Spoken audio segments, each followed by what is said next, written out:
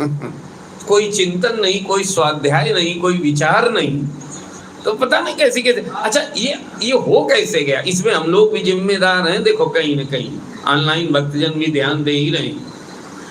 जिम्मेदार क्या है, कलयुग के कारण हमने जहां से शास्त्रों का प्रकटीकरण होना था उन मंचों को ही सुरक्षित नहीं रखा। वहां मानक थे कि पहले आप इस पे जब खरे उतर रहे होगे तब हम आपको यहाँ बैठा लेंगे। ऐसे नहीं कि जहां से चले आओ, रुपए हमको हमारी जेब भर दो तो करके वहां कुछ भी बोलो, आप अपनी शौक पूरी, तो आपको शौक पूरी करें तो घर में आप कर सकते हो, मना नहीं है। आप चर्चा करिए बैठ करके, सब जगह करिए, लेकिन फिर किसी चीज की गरिमा गिर जाएगी। गा गा करके अब धुने और चुटकुले लगा लगा करके बहलाओ तो लोगों को, और लोग खुश भी होंगे। उनको समझ नहीं है इतनी, तो वो सोच रहे हैं यहाँ तो बड़ा मजा आ रहा है। तो मजा वाली तो ये मंच तो कभी मजा की चीज रहा नहीं महाराज, ये तो कल्याण की के लिए बना था। इसलिए ऋषियों ने, पूर्वजों ने कभी मंच से खिलवाड़ नहीं किया। आप देख लेना, आप वहां मानक पहले बना दिए थे। पहले तो इतने बड़े बना दिए थे कि आपको 6 घंटे बैठना पड़ेगा, और वो भी आपको मंच पे पलथी लगा के बैठना पड़ेगा। सोफा में बैठ के आप नहीं प्रवचन कर सकते, खुल जाएगी आपकी पीछे की कहानी। उन्होंने ऐसे मानक ही बना दिए थे कि बोल ही नहीं सकता आदमी।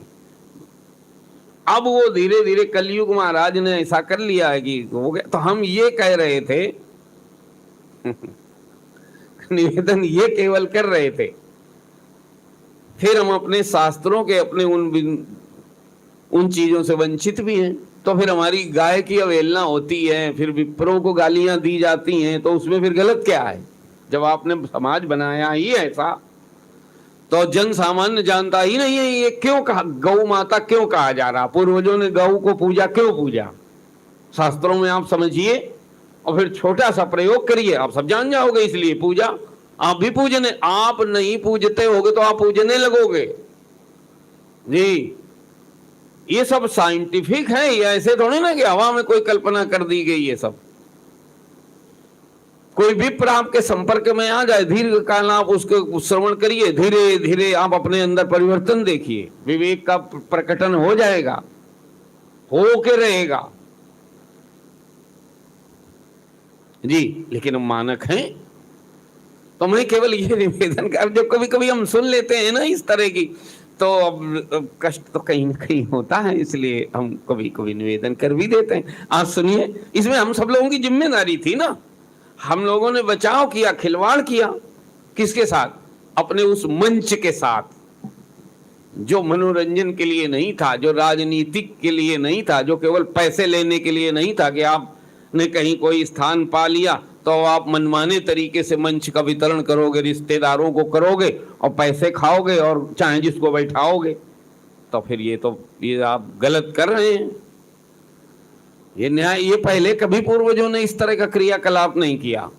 अच्छा, समाज क्यों नहीं किया बताएं? अगर कोई एक आधा ऐसा गलती करता तो समाज आवाज उठा देता था, ए भैया ये क्या कर रहे हो। अच्छा, अब क्या हो गया कि अगर तो 4 आपको उसके समर्थक और पैदा हो जाएंगे, केवल कुछ लालच दे दो आप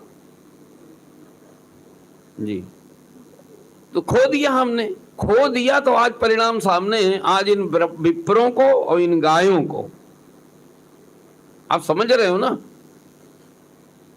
जो समाज में तरह दे जिसका जैसा मुंह आए खुल रहा है, तो ये ऐसे थोड़ी खुल रहा है।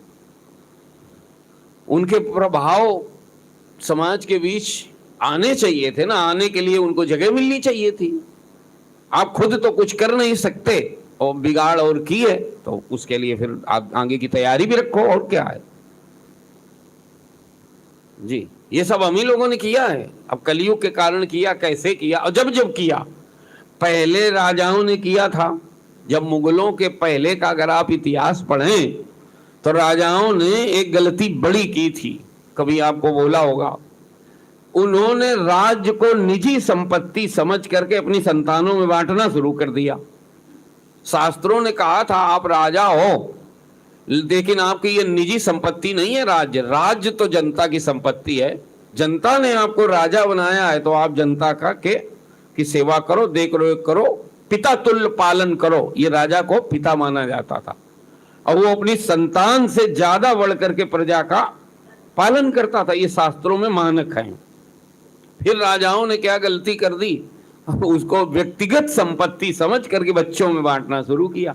अब एक राजा के 4 बच्चे तो एक राज्य 4 भाग हो गए उसके, फिर उनके 4-4 तो कितने भी भाग हो गए, फिर उनके 4-4 तो किसी के 10 गांव बचे थे, किसी के 50 गांव बचे थे, किसी के 3 गांव बचे थे। तो कहीं फ्रांसीसी आए तो वो गतिया ले गए, कहीं पता लगे कि अंग्रेज आए उनने ले लिया, कहीं मुगल आए वो चिपक, जब वहां टुकड़े टुकड़े टुकड़े टुकड़े हो गए थे। और नहीं, अगर इतना विशाल राष्ट्र होता, किसी की हिम्मत है? आप सोचिए, कभी विचार करिएगा इन चीजों पर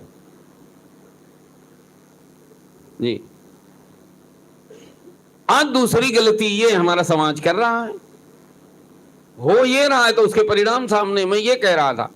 देखो, गौ माता की उपेक्षा हो गई, सरकार के रोके नहीं रुकेगा। सरकार तो इतना कुछ कर रही है, ऐसा नहीं कि नहीं कर रही है, और बंधन है, ठीक कर रही है, लेकिन होगा जब समाज में, क्योंकि कार्य तो समाज के द्वारा करेगा। और सरकार ने चारे के लिए पैसे दे दिए, उसको संस्कार ही नहीं है, वो चारा बेच के जुआ खेल रहा। अगर उसको ये संस्कार पड़ा होता कि ये गौ माता के लिए धन आया, इसमें तो हमें कुछ और मिला देना चाहिए, तो वो गौ माता वहां बन जाती। आप समझ रहे हैं? तो हम विषय पे चलते हैं। वो कह रहे हैं कि ऐसा किसी ने स्वभाव बना लिया कि ओ गुण तजी सब के गुण गाही, और विप्रधेनु हित संकट साही। इनके संरक्षण के लिए अगर हमें अपमान सहना पड़े, संकट सहना पड़े, तो हमें सहना चाहिए जी। आजकल इनका अपमान हो रहा हो तो 4 समर्थक पैदा होकर के और जिंदाबाद करने लगते हैं साथ में। मालूम है क्यों हो रहा है ऐसा? ये लिविड़ सिविड़ वाला काम है, भोगी वृत्ति है, भोगी वृत्ति है, कोई विरोध नहीं कर रहा। अब हम नहीं जाएंगे, घटना आप सब जानते हो, ठीक नहीं है। कितने समर्थक पैदा हो गए, सबको पता है कि यहाँ इतना गलत कार्य यहाँ हुआ है, किसी ने किया विरोध? विरोध करना तो छोड़ दीजिए, समर्थक हैं, आंख बंद किए हुए हैं जी। मैं विषय पे आ रहा हूं, निवेदन ये कर रहा था कि ऐसा किसी ने स्वभाव, ये साधक है। साधक है माने कि इन चीजों के प्रति समझौता नहीं करना है। अगर हमें कष्ट सहना पड़ेगा तो हम सहेंगे, लेकिन हम इनका संरक्षण करेंगे। किनका? जिनसे हमारा सत्वगुण बढ़ता है, चाहे वो वृक्ष हो, चाहे वो पशु हो, चाहे वो मनुष्य हो, चाहे वो हमारा भक्तजन क्यों ना हो। अब 2 का नाम लिया है, बाकी आप जोड़ लेना। अगर कोई भक्त है, हमारा मित्र है, किसी कारण से उसे कोई दिक्कत आ रही है, तो हमसे यथासंभव जो हो सकेगा हम करेंगे, क्योंकि हमें मालूम है समय किसी का एक सा रहता नहीं है, और इनके संपर्क से तो हमारी भक्ति बढ़ने वाली है ना जी। तो वो कह रहे हो गुण तजी सब के गुण गाही, ऐसा स्वभाव बना लिया। और विप्रधेनु हित, इनका संरक्षण करें, ये नहीं उन्होंने, इसके आगे की बात लिखी है। बोले विप्रधेनु हित संकट साही, इनके संरक्षण पालन में, इनकी सुरक्षा में अगर हमें संकट सहना पड़ा तो हम सहेंगे, लेकिन हम इनको सुरक्षित रखेंगे। कारण है ना, इन्हीं के हाथ में भविष्य है जी। और कहा नीति निपुण जिन कई जगली का, बहुत बढ़िया बिंदु दे रहे हैं, ध्यान रखना। ये जो नेतृत्व करता स्वभाव के लोग हैं उनके लिए आ रही है ये बात। कहा नीति निपुणता में जिनकी जगत में मर्यादा है। ये नहीं है कि हाँ भैया सब ठीक है, अहिंसावादी नहीं, नीति निपुण है। अगर सन्मार्ग पर जो चलता है उसका आदर बंधन भी करते हैं, तो जो कुमार्ग पर चलता है उसको क्या, उसको दंड भी देते हैं। ये नीति निपुण है, ये नहीं कि सब हरिहर ना। फिर आप ज्यादा दिन चला नहीं पाओगे, उस बिंदु पर भी ध्यान देना ही पड़ेगा। जी, जो जहां जो नेतृत्व कर रहा है परिवार का, समाज का, उसके ये गुण बताए जा रहे हैं कि नीति माने समझ रहे हो, ये करना चाहिए और ये नहीं करना चाहिए। इसमें निपुण माने जो ढुलमुल नहीं है इसमें कि हाँ भैया हाँ सब ठीक है, जो होता रहेगा देखेंगे। देखोगे क्या, तब तक तुम्हारा चला जाएगा सब, वो हवा निकाल रहा है भीतर से। नहीं हो पाएगा, नहीं हो पाएगा। ऐसा किसी का स्वभाव है महाराज, वो नीति में निपुण है कि अगर न्यायी का सम्मान करते हैं तो अन्यायी को विरोध भी करते हैं। गलत है भाई, हमको स्वीकार नहीं है ये। जी, क्योंकि ये सिद्ध नहीं है, ये क्या है, ये साधक हैं। वो जो अच्छे बुरे सबको एक दृष्टि से देखते हैं, वो सिद्धावस्था है। अगर आप पहले से अपने को सिद्ध माने बैठे हो तो भाई आप मानो। जी, और अगर साधक हैं आप तो फिर आप पर ये नियम लगेंगे। कह रहे हैं नीति निपुण, नीति को अच्छे से एक तो जानते हैं, माने पैनी दृष्टि रखते हैं उस पर। ऐसा जो व्यक्ति है ना, वो देखो किसी की गलती को छोड़ भले दे, किसी कारण से उपेक्षित कर दे, अनदेखी कर दे, लेकिन आप उसकी दृष्टि से बच तो नहीं सकते। वो जान तो जाएगा कि तुम गलत कर रहे हो, क्योंकि वो नीति निपुण है। जी, बताने वालों ने पिछले घटना बता दिया था 1-1.5 साल पहले कि देखो यहां ये हो रहा है। अगर आपका ध्यान गया, उसमें बहुत से लोग जानते हैं इस बात को कि हाँ बताया तो था। भले विद्रोह नहीं किया, एक सीमा थी, कार्य अपना अपना है। मैं जो बात निवेदन करना चाहता था वो केवल ये है, बोलिए सच्चिदानंद भगवान की। ध्यान तात्कालिक घटना पे चला जाता है, फिर वहां विस्तार हो जाता है। कहने का अभिप्राय है, ये सद्गुण अगर आपके हमारे भीतर साधक के अंदर विकसित हो गया है तो ऐसे साधक में ऐसी वो नीतियों में निपुण है, माने समझ तो जाता है। जी, आप उसकी दृष्टि पैनी है, और अगर वो प्रतिक्रिया भी करेगा, क्योंकि नेतृत्व तो करता है ना। का घर तुम्हार तिन कर मननी का, आगे महर्षि वाल्मीकि जी कहते हैं प्रभु उनका मन ही आपका अच्छा वाला घर है। पीछे कह रहे थे तिनके मन मंदिर बसो, इसका मतलब आपको समझना पड़ेगा। मन उनका घर है, इसका क्या मतलब हुआ? फिर कह रहे हैं घर तुम्हार तिन कर मनोनी का। अब बात आगे बढ़ रही ना। देखो महाराज, भीतर जो आत्म देव हैं वो तो हमेशा निर्विकार हैं, तो सुधार किसमें होना है? आत्मदेव में तो कभी कुछ हुआ ही नहीं। वो चिन्मयी सत्ता कल भी वैसी थी, आज भी वैसी है, उसमें कभी कुछ नहीं हुआ। और जो जड़ है उसमें कभी कुछ नहीं हुआ। जो कल भी जड़ था वो आज जड़। भाई शरीर पंच तत्व का कल भी था और आज भी है, तो बदलाव किसमें होना है? बजाओ बहन जी के लिए ताली बजाओ। क्योंकि जो व्यवहार है हमारा वो मन के द्वारा ही होता है, और जब तक शरीर रहेगा मन से ही होगा। इसको आप बुद्धि मन से आप अंतःकरण लेना, एक भाग न ले लेना, फिर चारों आएंगे। क्या चारों? कौन कौन से आएंगे? हाँ, मन बुद्धि चित्त अहंकार, ये चारों लेने होंगे आप। इनमें जब विशेष एक शब्द में कहूं तो बुद्धि में भगवान का प्राकट्य जब हो जाता है, जैसे अभी क्रोध का हो जाता है, काम का हो जाता है, लोभ का, मोह का, बहुत सारे दिन भर कुछ न कुछ मन में प्रकट होते रहते हैं कि नहीं प्रकट होते रहते हैं, हम एक सा नहीं रहता है। ऐसे ही भी भगवान जब मन में प्रकट हो जाते हैं जी, तो वो बात अलग हो जाती है।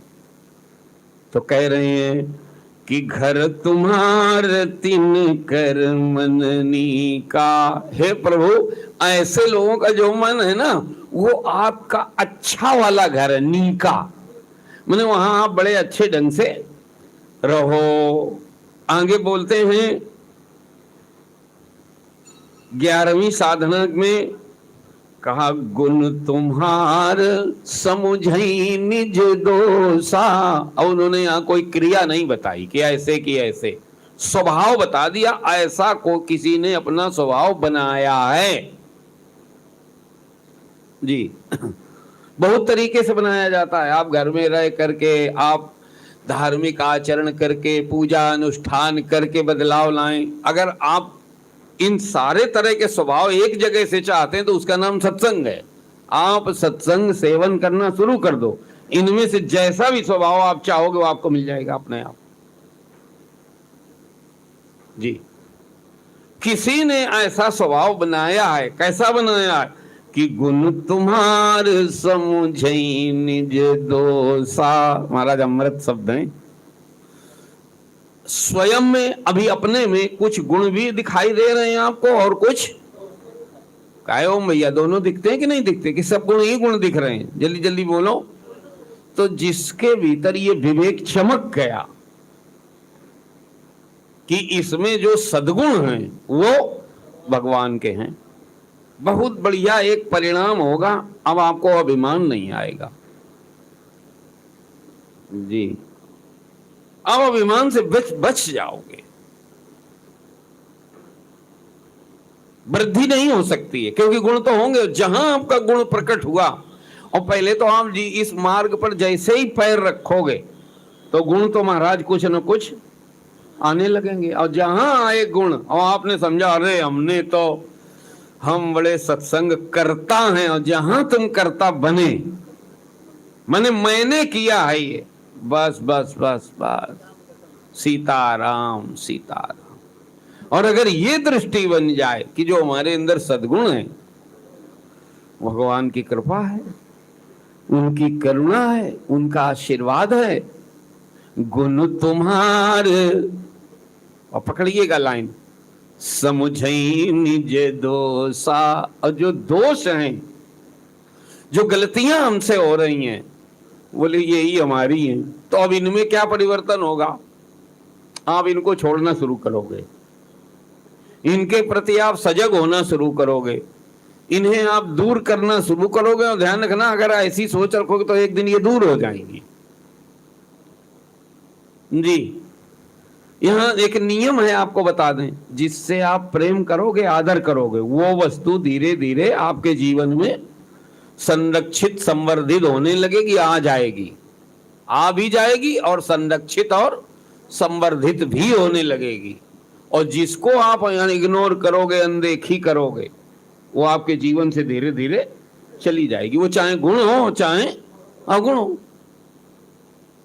यहां अगर सावधानी होगी तो एक दिन आपके अवगुण चले जाएंगे, मान लीजिए आप चले जाएंगे। कहा, गुण तुम्हार समझई निज दोषा। समझ के आप लोग तो खैर देखते ही हैं, ये विवेक करते ही हैं कभी कर जी। ऑनलाइन भक्तजन भी है, ध्यान महर्षि वाल्मीकि जी खींच रहे हैं, न करते हो तो आप स्वाद लेना इसका। और दोनों होते हैं, हर व्यवहार में दोनों होते हैं। बोले यही ये महाराज ये दुर्गुण ही बह रहे हैं जी, और मेरा कुछ नहीं है।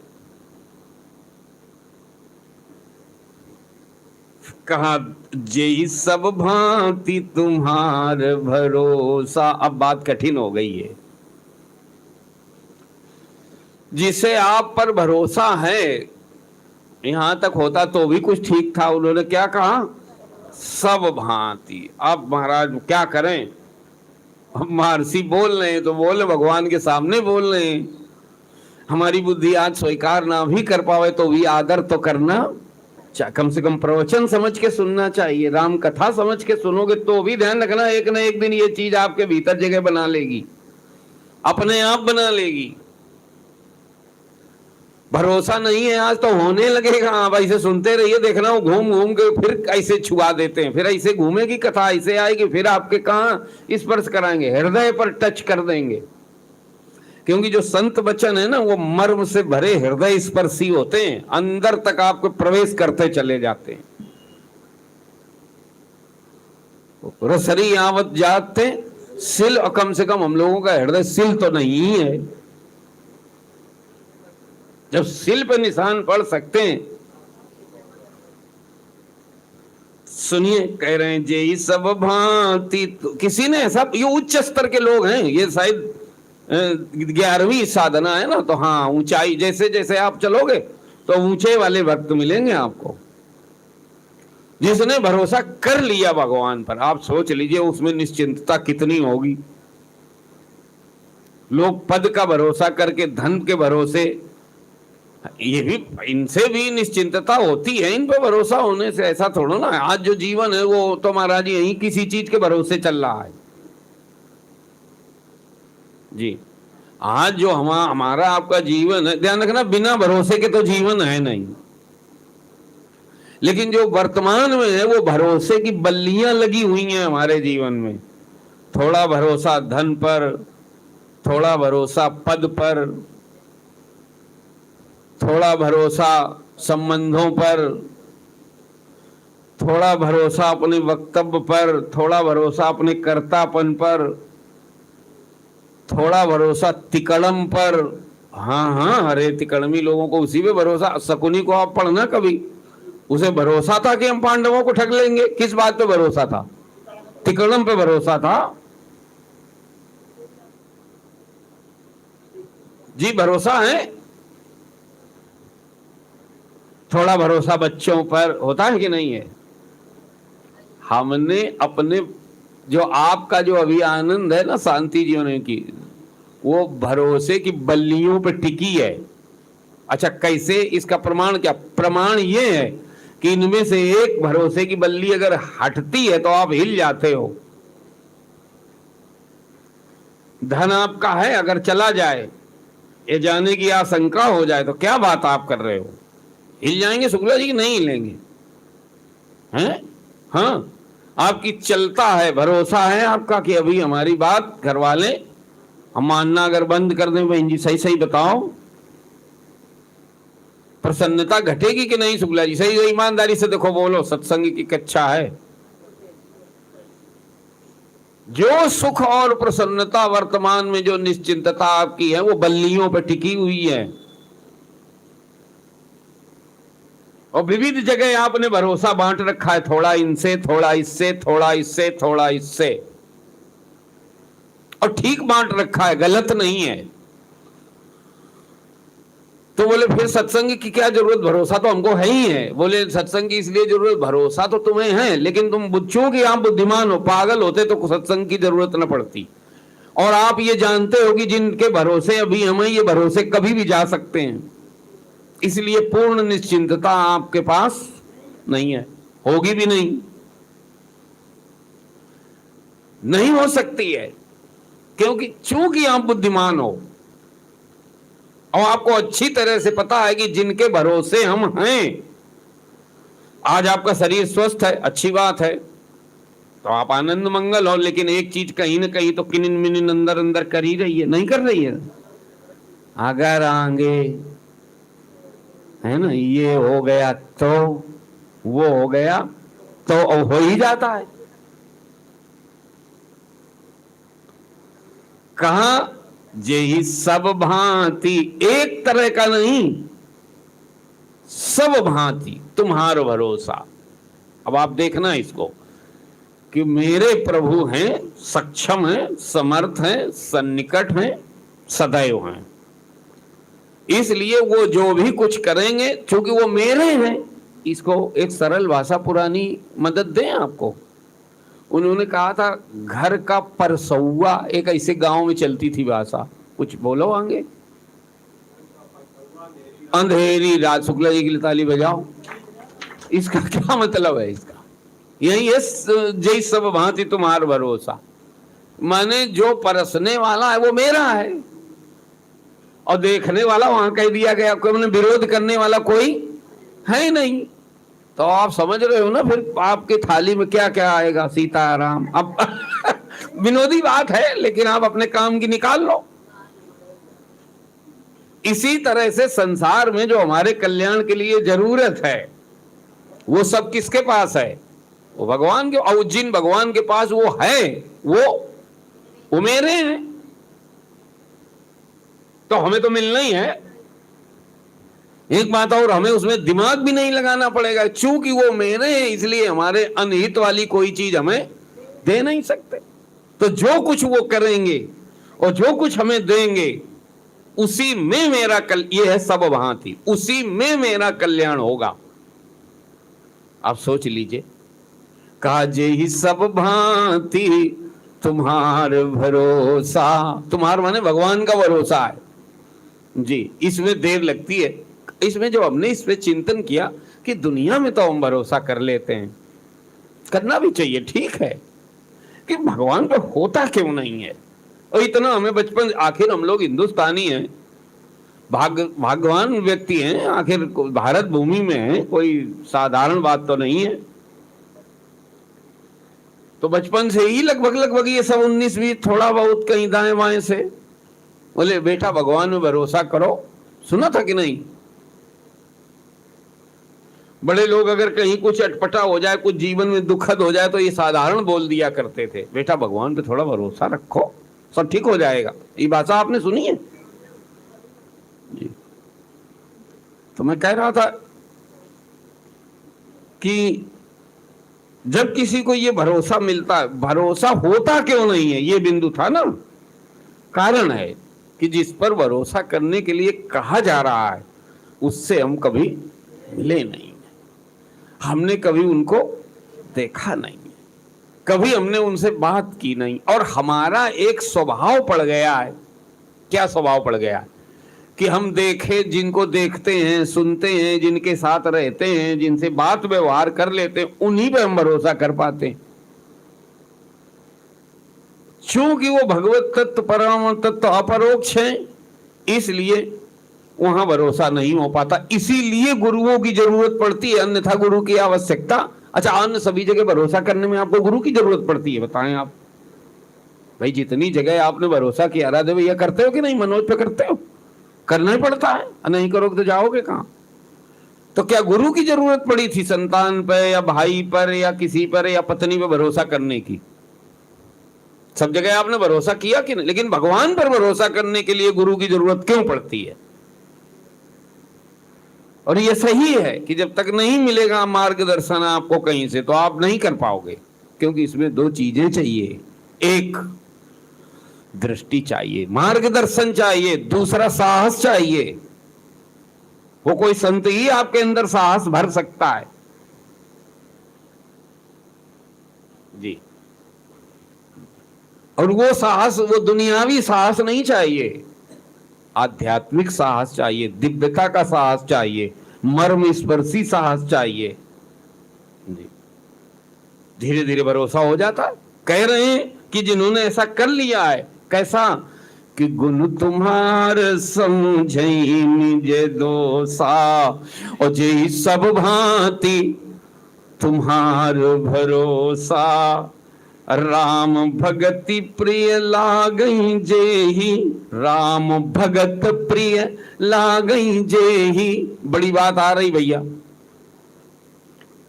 भैया सत्संगी जी, राम भगत प्रिय, जिस दिन ये लगेगा ना, तो अगर जाड़ा भी घर में लग रहा होगा तो आपको बिना भक्तों के बीच बैठे चैन नहीं मिलेगा।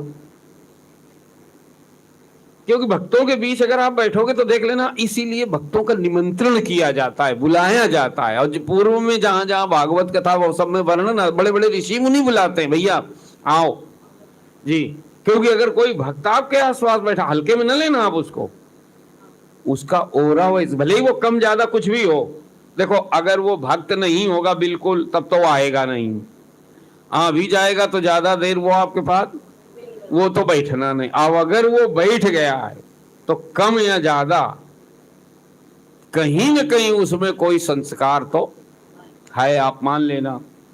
उसके बैठने से वहां एक आभा मंडल का निर्माण होता है। अगर यही बात जो आप सुन रहे हो ना, आप अकेले में कहोगे हमें सुनाओ, तो ना आप सुन पाओगे इतनी तन्मयता से, ना हम बोल पाएंगे सही सही बात आपको निवेदन कर रहे हैं, क्योंकि वो आभा बनेगी नहीं। कहने को कह दिया जाता है, वो गंगा जी को कथा सुनाओ, वो उनको सुनाओ, वो नहीं से ठीक भी है, गलत नहीं है, लेकिन वो एक वैकल्पिक व्यवस्था है। सही व्यवस्था क्या है? भक्त सामने हो, और जब सामने बैठते हैं तो मैं एक बात और निवेदन कर रहा हूं, जब आपके परिचित व्यवहारी भक्त जन हो जाते हैं, तो अगर आप कभी भी भक्ति के पथ से दाएं बाएं होना भी चाहो,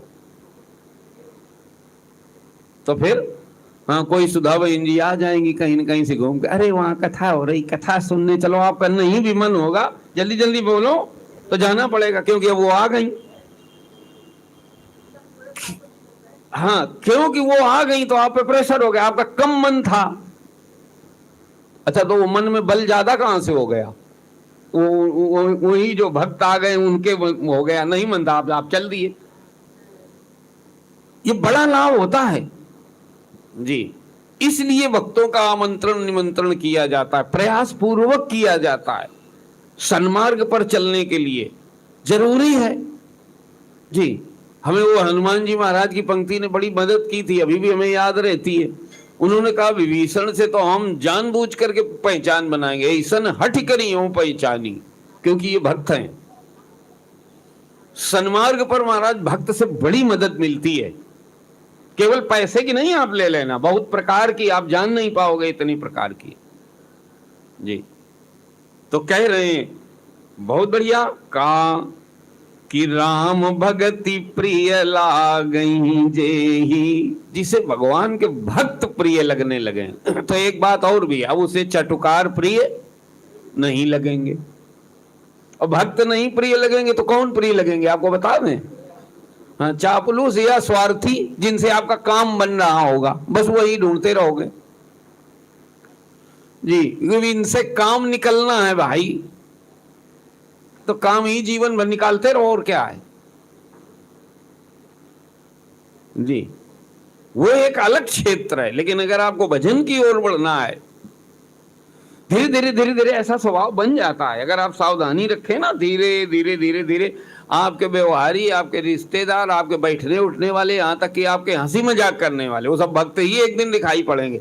और एक बात आपके आगे बता दें, अगर आपको पसंद ना हो तो सावधान वहां भी हो जाना। अगर आपको ज्यादा चाट चौकट्टे या इधर उधर का अच्छा लगता हो, तो आप इस मार्ग में बढ़ना नहीं, क्योंकि अगर भक्ति बढ़ेगी तो भक्त ही आपके आसपास नजर आएंगे, अब भक्त आपको खुद ही छोड़ना शुरू कर देंगे।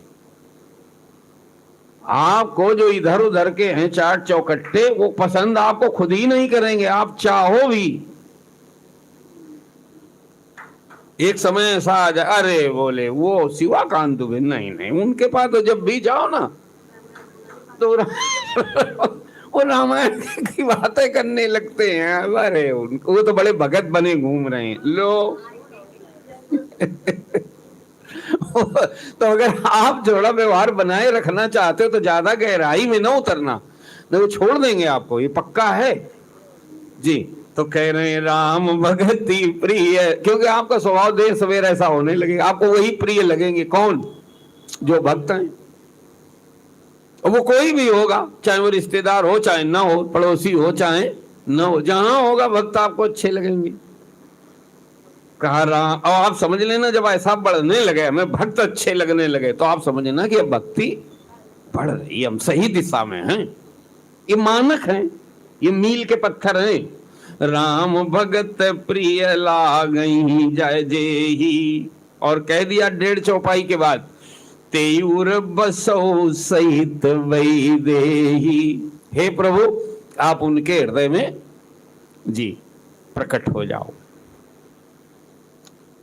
आगे बोले हैं कि जाति पाति धनु धर्म बढ़ाई, प्रिय परिवार सदन सुखदाई, सब तजी तुम्हें राही उड़लाई।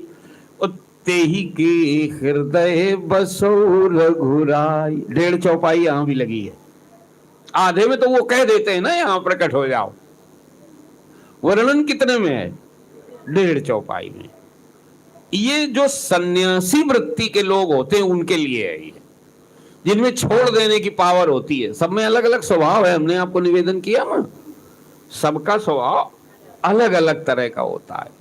तो ये जिनमें त्याग प्रधान जीवन है जिनका, वो ये साधना कर लेते हैं, कर सकते हैं। क्या कि जाति पाति, क्योंकि महाराज इनसे चिपकाव बना रहता है, और बना रहता तो उसका अभिमान भी बना रहता है। हम तो ये वाले, तो हम तो पहले से जी, हमें क्या जरूरत है, ऐसा भी होता है। वो हम नहीं बोलेंगे। हैं पाती माने आप समझते हो, पंक्ति, स्टेटस। हम MIG वाले हैं, ये MIG वाले हैं। अब बात पकड़ में आ गई। हम इस पंक्ति के हैं, ये इस पंक्ति के हैं, तो आप वही पंक्ति में लिपटे रहोगे, और क्या है।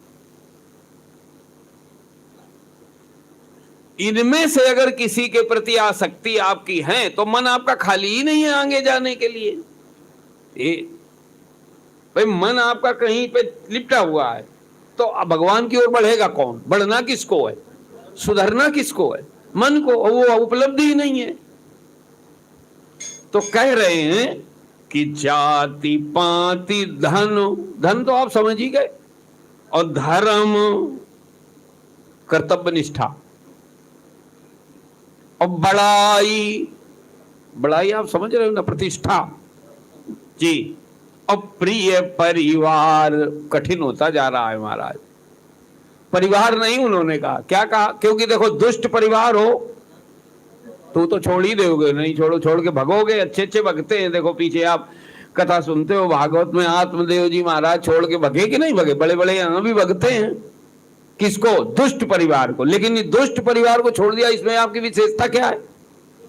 वो तो मजबूरी का नाम क्या बोला जाता था। हाँ, वो आपकी व्यवस्था है, साधना नहीं है। साधना कब है? जब प्रिय परिवार, घर में टाइम से दाल मोट मिल रही हो, और क्या मिल रहा हो, कुछ मदद किया करो, मठरी भी साथ में, समय से चाय पकौड़ी सब कुछ। और दादी जी आ गई, भाई दादी जी आ गई, फिर भी आप कथा के लिए टाइम से समय निकाल लो, तब है। जो घर से धकेली ही जा रही हैं जो घर वाले ये कह रहे हो कि थोड़ी देर के लिए तो बहो, तब अगर जाके आप बैठ जाएं। हम आप लोगों की बात नहीं कर रहे, नहीं आप सोचो, बोलिए सच्चिदानंद भगवान की। तो वो तो आपकी व्यवस्था है, उसमें साधना थोड़ी है। साधन नहीं से तो भी अच्छा है। ध्यान रखना, एक दिन आप वहां पहुंच जाओगे। गलत तो इसमें कुछ है ही नहीं, आप सुनते रहते हो। लेकिन फिर ऊंचाई वाली बात यह है कि जब आपका सम्मान हो रहा हो परिवार में, लोग कह रहे हो अरे नहीं, अरे हमारे पिताजी, अरे अरे जी। और आप देखेंगे जितने भी महापुरुष आपको मिलेंगे शास्त्रों में, उच्च स्तर के बड़े राजा हुए और बड़े कर्तव्यनिष्ठ और बड़ी उनकी जय जयकार हुई, लेकिन उन्होंने अंतिम समय में चौथेपन जाइए नृप कान छोड़ देते रहे। सब भगाए नहीं जाते रहे जी। परीक्षित ने छोड़ दिया, ये थोड़ा जन्मेजय को बुला करके। तो क्या जन्मेजय चाहते थे मैं राज्य दे दो? नहीं, उन्होंने मना किया। तो बोले ना, मनु महाराज को पीछे आप सुन चुके, बरबस राज सुतई नृपदीना। बरबस माने वो ले नहीं रहे थे, बोले आप पकड़ो, हमारी जिम्मेदारी खत्म, हम केवल यही करने के लिए नहीं आए, जितना करना था उतना कर दिया। तो क्या अपमानित किए जा रहे थे मनु महाराज क्या घर में? आप समझ रहे होंगे बात। अपमान हो के भागो, अगर भगाए जाओ तो ये कोई साधना थोड़ा है, वो क्या है? वो व्यवस्था है। और ऐसे लोग जब भाग के, हमने देखा तीर्थों में भी जाते तो वहां भी तिकड़म भी करते हैं जी। वहां भी जाकर के कहीं जगह गतियाएंगे, किसी का आश्रम पकड़ेंगे, किसी की कोई चीज पे दिमाग लगाएंगे, और आखिरी में उनकी खुल जाएगी। शुरुआत बड़ी अच्छी करते हैं, क्योंकि शुरुआत में उनको जगह बनानी होती है। शुरुआत में तो महाराज विनम्रता, सेवा, न जाने क्या क्या होता है। लेकिन फिर जब वो खुलते हैं भीतर से, राम राम राम राम सीताराम जी। अगर ऐसा भी सौभाग्य मिल जाए विवस्था से आप भी कहीं पहुंचो, तो भी आप सावधान हो जाना, तो एक दिन बाद तब भी बन जाएगी। तो वो कह रहे हैं कि जाति पाति धन धर्म बड़ी बड़ी चीजें हैं। पहले तो जाति उन्होंने ले ली, जो जहां जिस जाति में है तो उसके जाति के अभिमान को त्यागना, क्या आप समझ रहे हो, बहुत कठिन है। पाति एक स्टेटस है, वो उससे निकलना नहीं चाहता।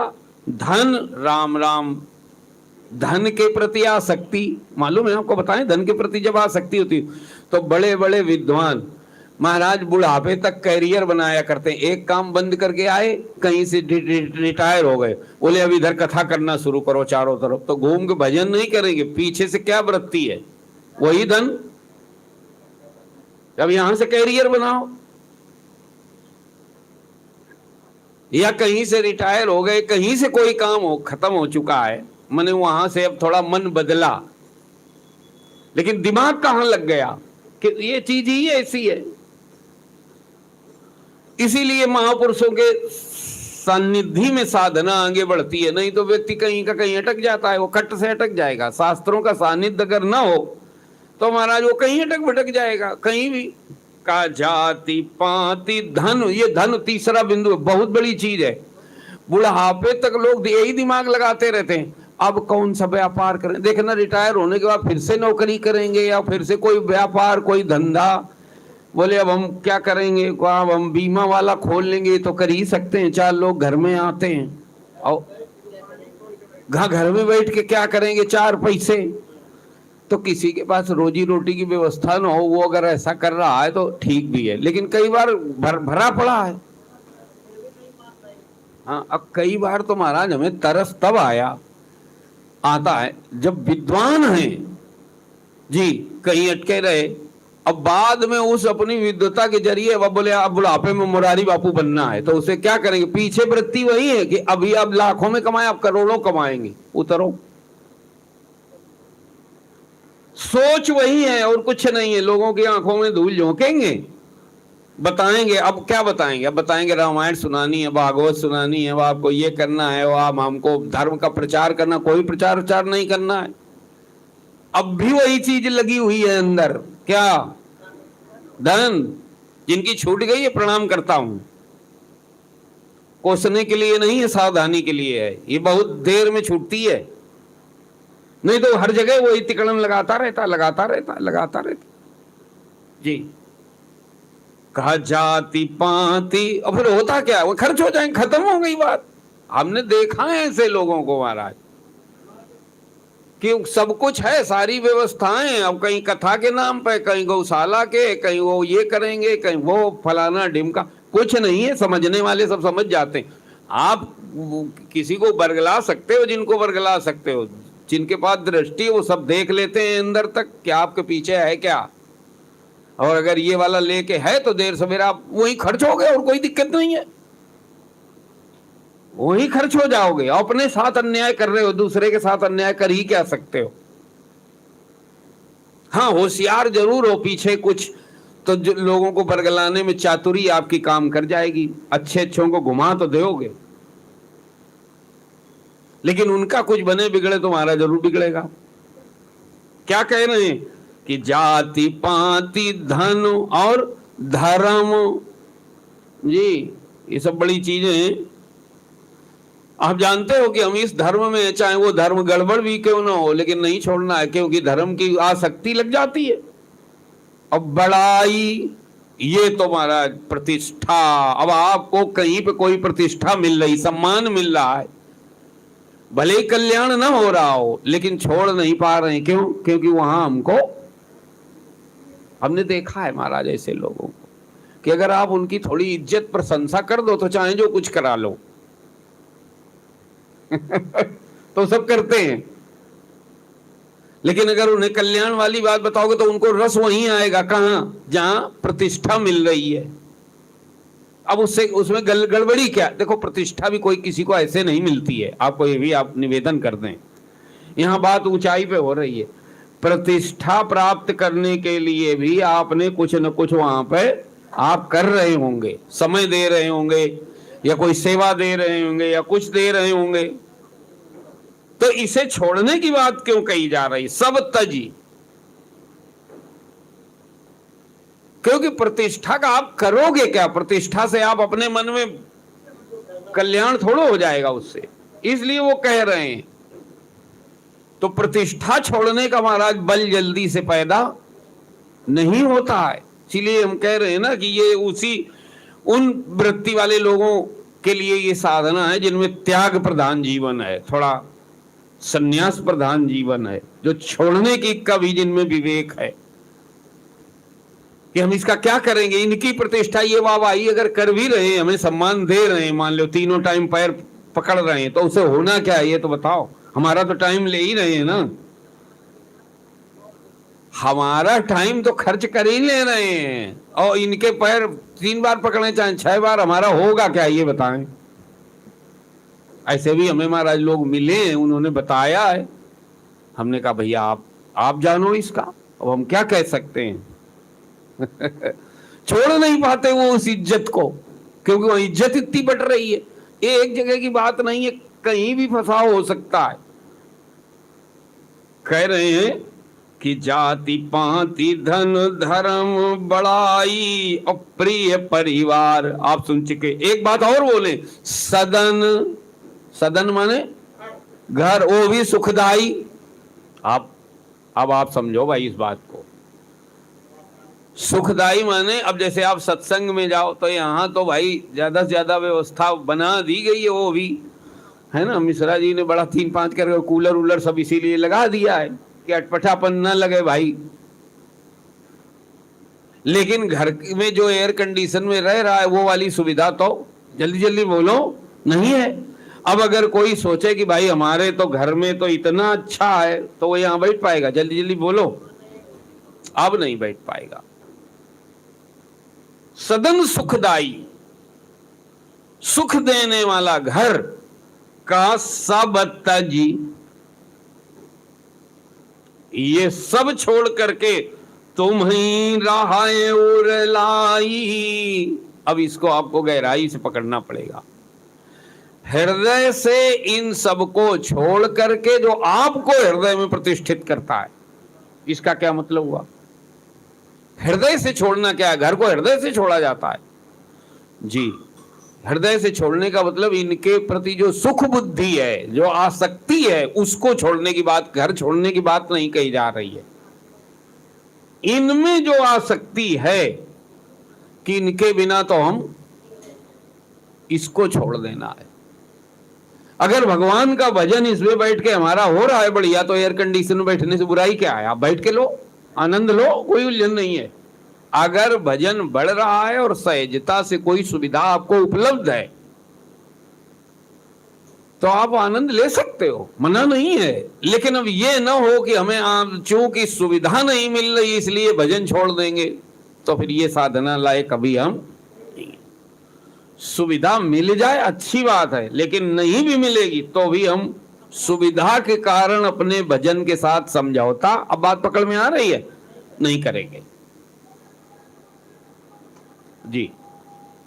इसी को सुग्रीव जी ने बोला है किष्किंधा कांड में, सब तजी भजन करूं दिन राती। और आधी लाइन, इसका मतलब क्या हुआ? इसका मतलब क्या हुआ ये यहां बताया जा रहा है। ये भी भगवान की कृपा से ही होता है, एक दिन में नहीं होता है। सत्संग ही कृपा से मिलता है।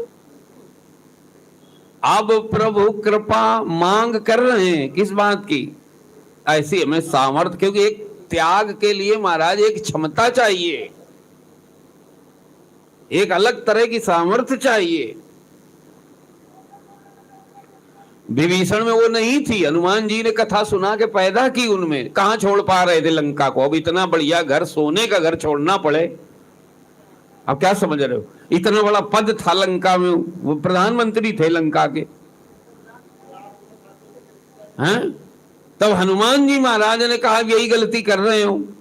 जब उन्होंने कहा कि तात कबो मुई जानिए ना था, करी कृपा वह अनुकूल ना था, तो हनुमान जी ने कहा तुम उन पे क्यों संदेह कर रहे हो? तुम अपना ये सदन सुखदाई और प्रशंसा परिवार बढ़ाई चिपके पड़े हो इसमें।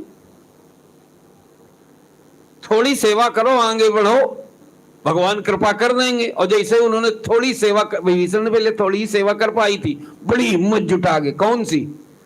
सीता जी का पता बताने वाली। फिर ध्यान रखना, कृपा भी वहीं से बरसनी शुरू हो गई। और वो जो लातें पड़ी थी वो भी कृपा का ही रूप था जी। भगवान को तो पता है ना कि तुम कैसे जाओगे। तो आपको कभी विपरीत जीवन में आ जाए तो घबराना नहीं, आप धैर्य से देखना। अगर विपरीतता आने से भजन बढ़ जाए तो भगवान को प्रणाम कर लेना आप, वो भी कृपा ही है, आप पहचान नहीं पा रहे हो। और ज्यादा करके जो संत लोग हुए ना, साधक हुए, वो इसी धक्केबाजी से हुए हैं, जब पीछे से पड़ती है। वो प्रहलाद जैसा शायद कोई जन्मजात एक आधा हमें दूसरा दृष्टांत मिला नहीं जल्दी। ज्यादा करके सब ये ऐसे ही लात खाने वाले बढ़ते हैं। लात पड़ने से भी अगर हमारा चित्त वृत्ति भगवान में बढ़ जाए, लग जाए, तो आप पहचान लेना और देख लीजिए। अच्छा, आप वहां पे सुनना, वो प्रसंग पे ध्यान आपका गया होगा, पढ़ते सुनते हो, ऑनलाइन भक्तजन भी पढ़ते सुनते, ध्यान तो गया होगा। क्या गया होगा? विभीषण को लात कोई पहली बार थोड़ा पड़ी थी, रावण का स्वभाव था। अगर आप ठीक से पढ़े ना, आए दिन लतियाता रहता था, जिसको पाए उसको, लेकिन कभी छोड़ने की हिम्मत नहीं कर पाए। ये कृपा हुई। आज विभीषण जी ने भरी सभा में रावण को ललकारा। हिम्मत थी किसी के कह दे, सभा काल वश तोरी, किसने कहा? ये तू तड़ाक करके रावण के सामने देवता नहीं बोल पाते थे, विभीषण की तो आज जो ये हिम्मत आई है, जो ये पावर आई है, ये कहां से आई है? ये हनुमान जी के प्रवचन से आई, ये भगवान की कथा सुनने से आई है। तब हनुमंत कही सब राम कथा। ये ध्यान रखना, आप कथा को हल्के में कभी मत ले लेना। जितना मूल्यांकन आप करोगे उतना आपके लिए प्रभावकारी होगी। वो राजा रानी की कहानी नहीं है ना, आप कहानी समझ के सुनना, आप रसायन समझ के सुनना, फिर आप जीवन में अपने फल भी देखो। तो मैं ये कह रहा था, एक सामर्थ्य चाहिए होती है। जिसने ये सामर्थ्य अर्जित कर ली है, का सब तजी तुम्ही रहाए उर लाई, किसी के प्रति सहारा बुद्धि नहीं, किसी में आसक्ति नहीं है जी, प्रिय परिवार में भी नहीं है। ये समझ रहे हैं आप? प्रिय परिवार में नहीं, इसका क्या मतलब? वो भीतर भीतर उनको पता है, वो सब ठीक है। अगर हमारा भजन परिवार के माध्यम से बढ़ रहा है तो ठीक है, और अगर हमारे भजन में कुठाराघात बच्चे नाती इनके कारण कहीं हो रहा है, तो अगर आप लिपटे हो तो आप लबड़ू हो, बुरा न मानना। ये इस स्तर पर जाके तो यही है, बढ़नी है, धीरे धीरे बढ़ जाती है, उसको आप अन्यथा न लें जी। लेकिन उन्होंने कहा अगर भजन पे कुठाराघात हो रहा है तो चाहे प्रिय परिवार हो, चाहे सदन सुखदाई हो, चाहे वो प्रतिष्ठा किसी काम की नहीं है। का सब तजी तुम ही रहाए उर लाई, ऐसा कोई है जिनमें जिसने इन सभी के प्रति आसक्ति को, मोह को, खिंचाव को त्याग कर दिया हो। प्रभु तेई के हृदय रहाउ रघुराई। हे रघुराई, हे परमात्मा, आप उसके हृदय में रहो। रहने का मतलब आप समझते हो? उसको ये अनुभव हो जाए कि मेरे हृदय में भगवान है। देखो, हम सबके हृदय में हैं भगवान, लेकिन हम लोगों को, जल्दी जोर जोर से बोलो भाई, अनुभव तो नहीं है भगवान। ऐसा तो हृदय तो कोई ऐसा हो ही नहीं सकता जहां भगवान ना हो। लेकिन जिसके हृदय में भगवान हैं, उसको ये पता है मेरे हृदय में क्रोध है, पता है कि नहीं है? काय मनोज भैया है, कभी कभी आता है कि नहीं? पता तो चलता है। लोभ दूसरे को भले न चले, लेकिन काम, क्रोध, लोभ, मोह, मद, मत्सर, ईर्षा, द्वेष जिसके हृदय में होते हैं उसको तो महाराज खूब उमड़ घुमड़ के बताते रहते हैं, वो चिल्ला चिल्ला के कि हम भी हैं, हम भी हैं। मौका लग जाए तो राग द्वेष भी बताते हैं कि देखो तुम्हें पता नहीं, लेकिन हम भी हैं भीतर। नहीं, कई बार आप भजन करने के बैठो तब भी वो आके खड़े हो जाते हैं। कौन? जब आप न चाहो तब ये ज्यादा ही हमको लगता है दिखाते हैं। क्या दिखाते हैं? कि हम भी हैं। कभी पहचानना आप इनको, आप कभी विचार करो। आज हम बहुत ध्यान करेंगे भगवान का, तो भगवान तो नहीं आएंगे और न जाने कौन कौन भीतर आ जाएगा, तो आपको पता चलेगा कौन कौन घुसा है इसमें। बोलिए सच्चिदानंद भगवान की। बड़ा कोलाहल है। कहां? हृदय में। तो यहां जो शब्द आ रहा, तेई के हृदय रहाउ रघुराई। रहाउ रघुराई का क्या मतलब है? रहाउ रघुराई का मतलब यह है कि आप उसे ये अनुभव करा दो कि आपके हृदय में मैं भी बैठा हूं। आप सोच लीजिए, अगर किसी के भीतर से ये आवे कि मेरे पास तो भगवान आए नहीं हैं, रहते हैं। रहाउ है ना, तो रहने वाने में अंतर है। आता कौन है? जो अतिथि है, और जो आता है वो जाता है, और जो रहता है वो रहता है। जी, तो कहा तेई के हृदय रहाउ रघुराई। आगे बोले हैं महाराज कि सरग नरक। जी, अब ये 13वीं साधना, ये और ऊंची है। कहा सरग नरक अपवर्ग समाना।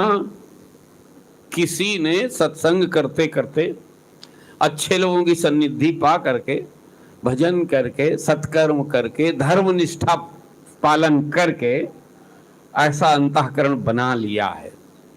कैसा बना लिया है? कि सरग नरक अपवर्ग समाना,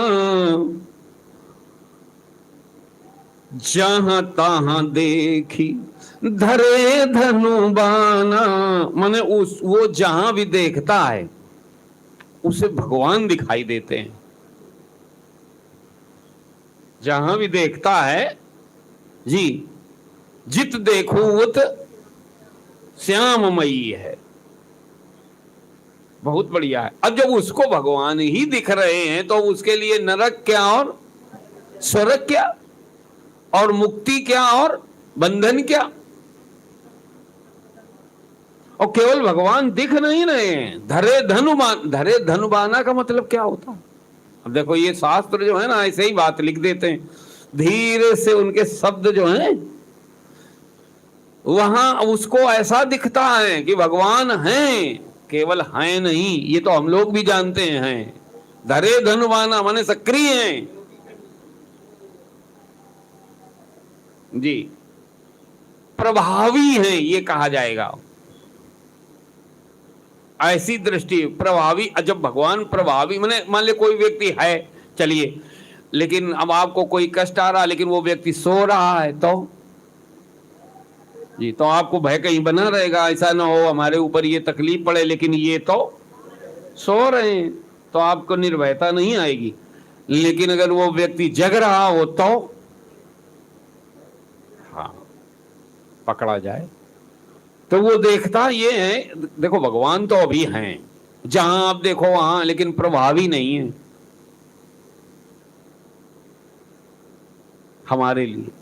किसी की ऐसी दृष्टि बन गई कि वो जिधर देखता है एक उसे दुनियादारी, स्वर्ग नरक माने अच्छाई बुराई, अपवर्ग माने मोक्ष और बंधन। अब दूसरा शब्द आपको जोड़ना पड़ेगा, यानी ये द्वंद्व नहीं दिखते हैं उसको। क्या दिखता है?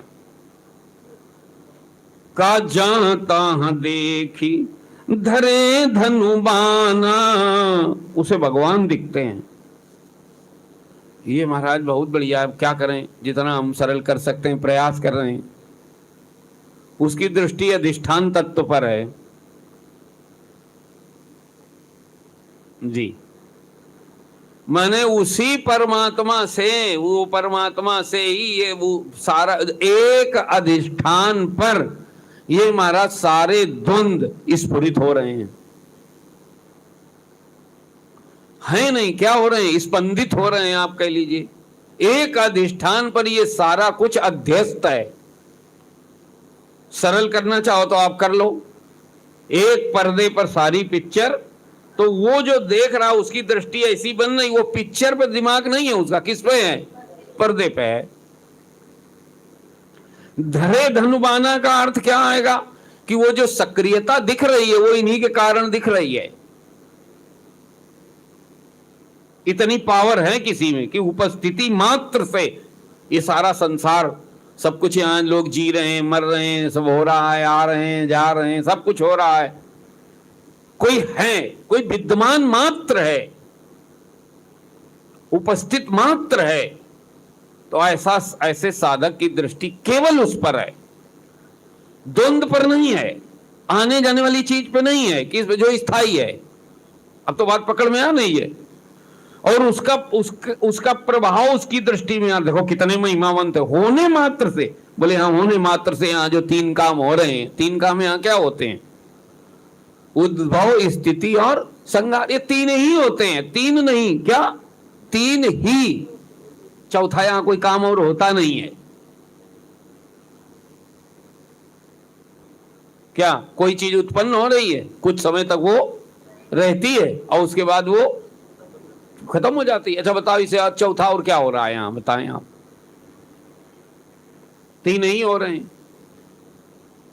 तो उसकी दृष्टि केवल भगवान पर नहीं है, भगवान की भगवत उनके प्रभाव पर भी है, उनके स्वभाव पर भी है कि कोई इतना क्षमतावान है, कोई महिमावंत है कि निर्लेप रूप से वो केवल विद्यमान है और ये सारा कुछ वहां पे घट रहा है। माने दृष्टि उसकी अंतरंग हो गई है। अब आप समझ गए ना। अब आंखों से तो वो पिक्चर ही देख रहा है, लेकिन आप समझ रहे हैं ना, ज्ञान चक्षु से क्या देख रहा है? वो पर्दे पर है, उसकी दृष्टि गहरी हो गई, अंतरंग हो गई। अब बहिरंग, ये अंतरंग साधनाएं हैं महाराज। यहाँ कोई क्रिया पदार्थ की बात ही नहीं की गई कि ऐसे जल चढ़ाओ, फिर गुड़ चढ़ाएं, फिर माला चढ़ाएं, तो कुछ बताया नहीं उन्होंने। पहले वाले में बताया था। ये अंतरंग साधनाएं, ऊंचाई वाली साधनाएं। तो क्या है कि सरग नरक अपवर्ग समाना, और जहां तहां देख धरे धनुबाना, उसे भगवान ही दिखाई देते हैं जी। और कर्म बचन मन, बात गहरी हो गई। राउर छेरा, राउर माने आपका, केवल शरीर से नहीं। आज पेंसिल लाइन खींची जाए, है ना, चूंकि समय हो गया है, अब बात गहरा भी गई। का मनसा वाचा कर्मणा, जो आपका सेवक है, राम करहु ते ही के उर डेरा। बस महाराज, इन्हीं शब्दों के साथ ऑनलाइन भक्तजनों का, आप सभी का बहुत बहुत आभार, बहुत बहुत वंदन। बोलिए सच्चिदानंद भगवान की।